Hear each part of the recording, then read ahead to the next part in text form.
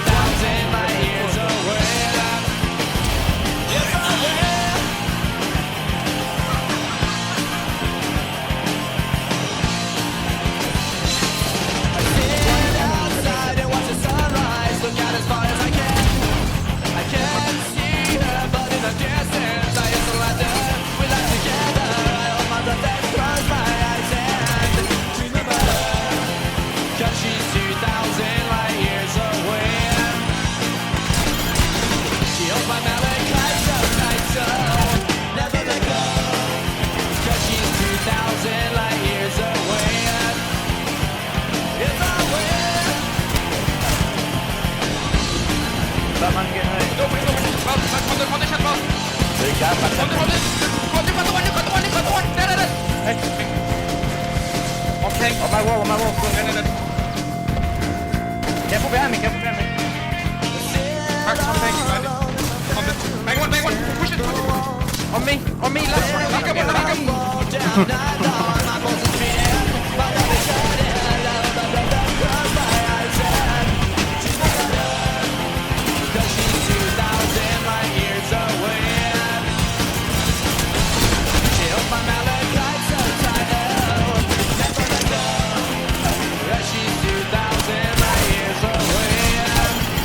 Wally.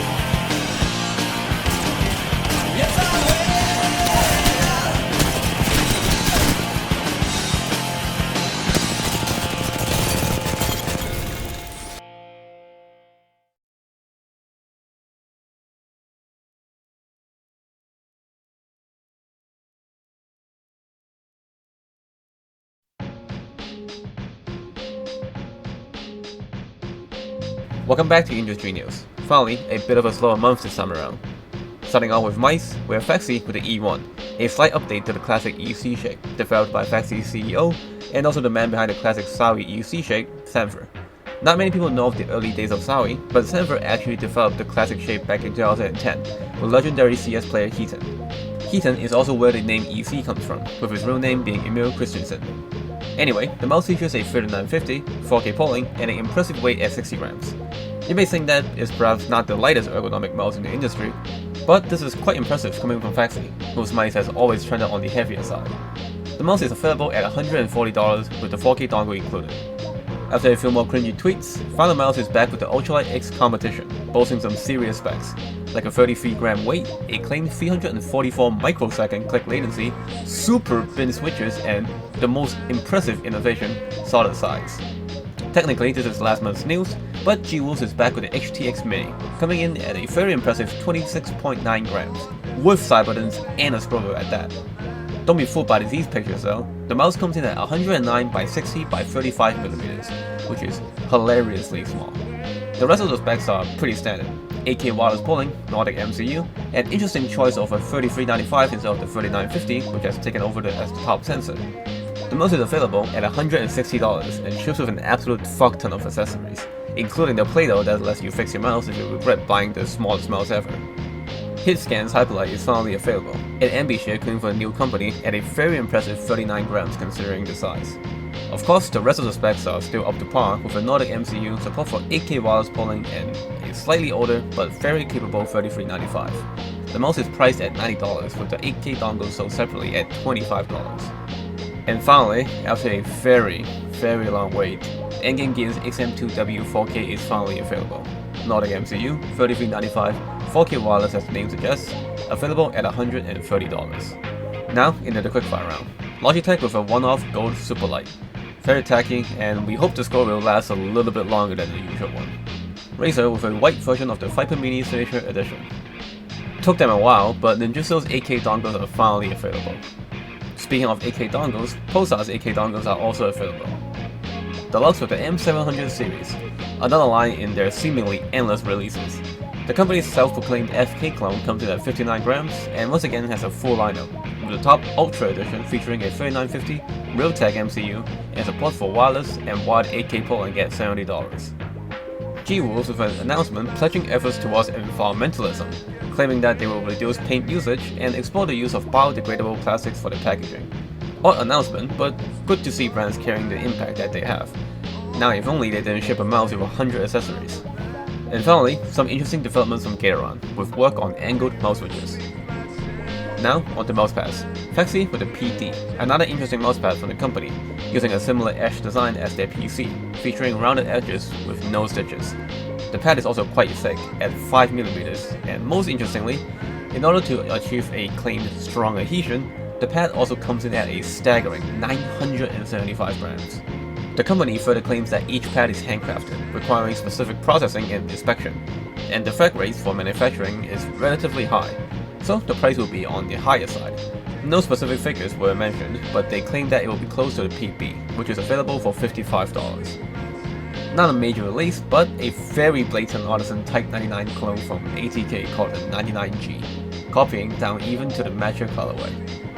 And another month, another round of bass pads. We have the Twins Edition SP004 from Warhack, the Oni 2.0 from Yuki, which features also 2 cloth pads, the Koharu as a collaboration between Aimers and Pulsar, and not anime and is actually kinda cool, is the collab between Arbiter Studios and Godzilla. And lastly, but definitely not least, is the Hana and the Bees from Glassworks, using Japanese glass and edgeless edge processing. Glassworks also got themselves into some major controversy, with serious allegations from XX, the CEO and creative director of Midori, another mousepad company, claiming that Glassworks pads use AI-generated designs, with screenshots of company members on Midjourney generating images that were either clear inspirations for the designs, or almost one-to-one to the final result. Not only that, leaked chat logs also claim that the pads are manufactured by Jimfolk. If you don't know, Jimfolk actually is Dongguang Jimfolk Smart Glass Company Limited, a Chinese OEM. The logs also claim the pads are made at a price of $48 each using Japanese glass, which also goes against the founder's earlier statements about the release. Of course, we at aimmag can't fully confirm or deny the validity of these accusations, and the founder of Glassworks, Teku, has yet to comment on the allegations. However, let's dig a little bit deeper. Glassworks as a company did not shy away from prior allegations on AI, in fact coming forward to confirm the pads are partially made with AI. With the Akari, for example, they claim that it's 85% human and 15% generated, showing some initial sketches for the design, and claiming that a human artist did finish out the design. For the leaked screenshots, however, it seems that the AI did a little bit more than 15%. Comparing the generated image and the final product, there are quite a few edits, in the hair for example. But overall, not much was changed, including the completely broken kanji behind the girl. As for the other releases, the pictures are less incriminating. They are similar, but no smoking guns, and can be seen as gathering inspiration. It does seem that they are improving as a company, and moving away from AI, which we can respect despite our biases towards anime pads. Now, onto keyboards. A couple of small releases for the month, starting with WL Mouse getting into keyboards with the Ying 63.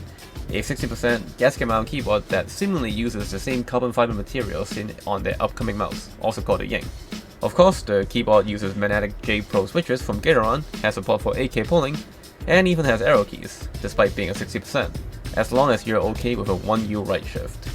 Pulsar's PKMC2 HE TKL now available, rapid trigger, 8K polling, and WebDriver support. Their WebDriver is interestingly named after the Korean dish, bibimbap. Anyway, the keyboard is priced at $160. Not the most budget-friendly option, but is quite competitive given the specs. Nomfi is back with the Halo 65 HG, another 65% Hall effect keyboard boasting 8K polling, magnetic J-Pro switches, aluminum top case, and the standard suite of rapid trigger, SOCD, and DKS, which they call rapid shift. The pricing is also very competitive at just $100. Overall, from these releases, you can tell the industry is very eager to catch up with Wooding. And as for miscellaneous news, we have the aim tuner from Frybeam. If you guys aren't aware, Frybeam is an independent product developer from Boston that popped up in August promoting this secret device, which gathered a lot of buzz with big claims such as the device is to adjust a physical property that was previously not known to influence mouse aim. And now we know what it is. It's a slanted mouse surface. From a quite lengthy post on their own website, you too can build your own aim tuner by putting a mouse pad at an angle and then going under a calibration process of changing the angle and also your in-game sensitivity to find the optimal sensitivity. The website claims doing so will make your ability to track skyrocket, and the future product will simply make this process of calibration much easier. They also claim that the aim tuner is patent pending, which is actually true. A quite impressively written patent also shows up more figures and details of the aim tuner. Whether or not this actually works, that's up to you. And that's all the news for October 2024.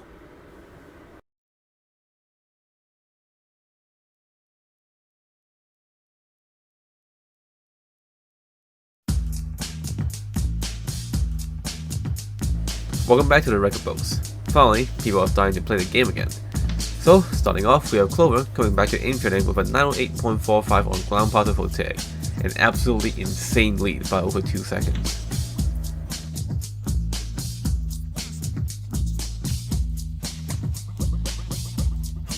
He also set a 25.390 on Whisper, beating out second place by almost 1,000 points.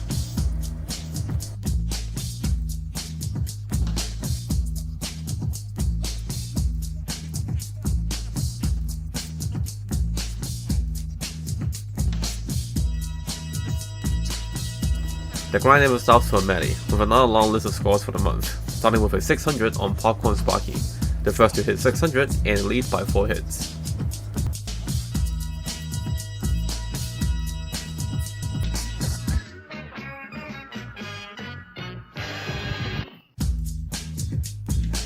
Then a 153 on B180 for tag, widening the gap with second place to 7 hits and almost a 20 hit gap with third place.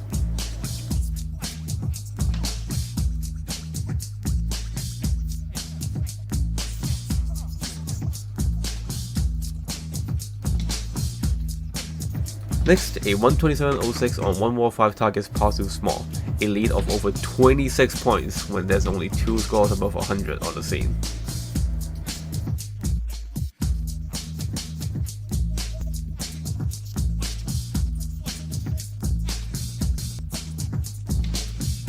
A 145 on Pokeball 1 War 4 target small 30%, a small lead by 3 hits.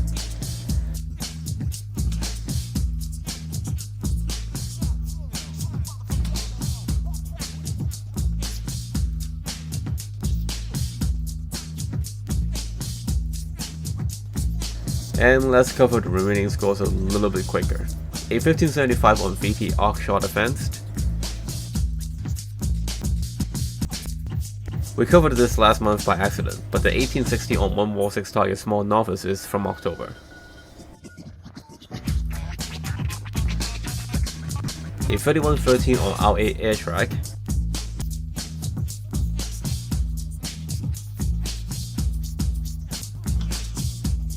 And finally, a 48.03 on Smoothbot Invincible, a staggering lead over second place by over 500 points. Next, we have Shimmy with a 21.100 on VT Post Shot Veteran, a lead by 3 hits.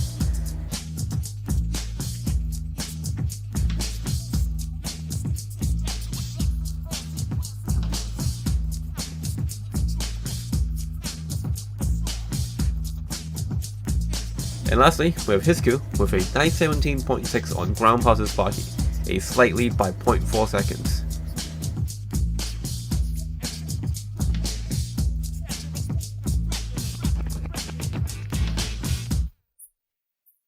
And that's all the records for October 2024.